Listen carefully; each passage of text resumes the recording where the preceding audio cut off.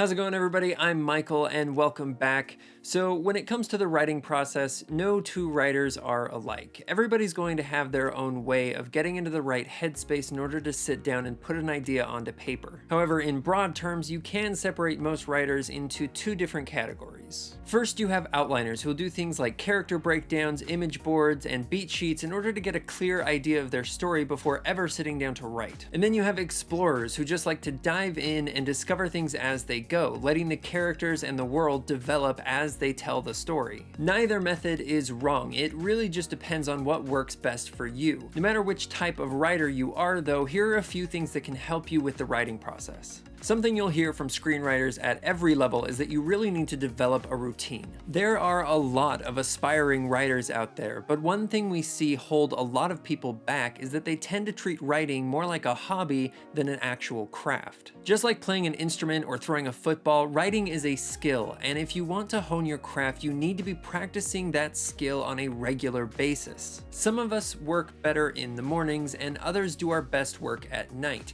but whichever one you are, you need to be creating a consistent routine in order to build strong writing habits. Now, I know many of us have jobs and families and other responsibilities that can make it hard to set aside time for writing, and you may find that you only have an hour or two a day. With everything going on in our lives, it's even more important that we maximize the time that we have, which means avoiding distractions and kind of tuning out the world for a bit. Now, this doesn't just mean closing out all your tabs, avoiding social media, and silencing your phone. It also means taking a few minutes before each writing session to sit down and decompress to make sure you're in the right mindset. Maybe you enjoy meditation or listening to some music, but however you like to relax, just make sure that you've cleared your mind of outside stressors before you sit down to write. Another thing that can really help me maintain my routine is to set deadlines for myself. Like I said earlier, life can be very hectic, and if you don't have a client holding you to a deadline, it can be pretty easy to find reasons to put off writing. By setting realistic goals and deadlines, you can give yourself a sense of urgency that some writers like me kind of need in order to sit down and get to work.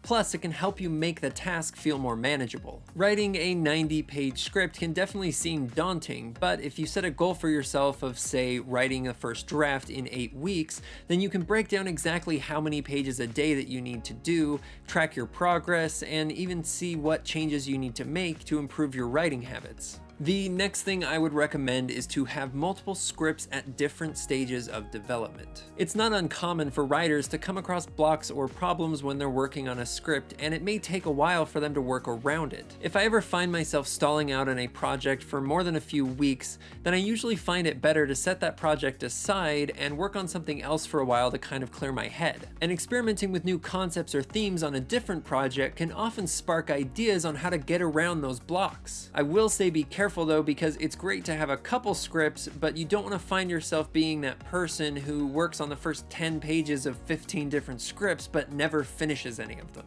Now, opposite of that is the person who goes back and edits the first 30 pages of their script over and over and over again, but they haven't even finished a first draft yet. So the next tip is to silence the editor in your head and just write. It can be pretty easy to get sucked into editing as you write, but that's only going to slow you down, and remember that the first draft of anything is going to be pretty rough. So don't worry about it, you are going to have a bunch more drafts before you're even close to finishing the script. Give yourself permission to make mistakes and be a bit messy because it is just a first draft. Don't spend so much time worrying about things like spelling mistakes or some rough dialogue when you should really be focused on questions like, does my story work, and do my characters have compelling motivation throughout the film? My last tip for today is to go out and find a writing partner, and I know this may not seem like a tip that really works for everyone, but hear me out because I don't necessarily mean that you should go out and find somebody to sit down and write a script with. To me, a writing partner is just a fellow writer whose opinion I trust, who can give honest and constructive feedback, who I can bounce ideas off of, and someone who I can share my goals with. I write most of my scripts on my own, but I always find it helpful to have somebody else that I can be kind of accountable to.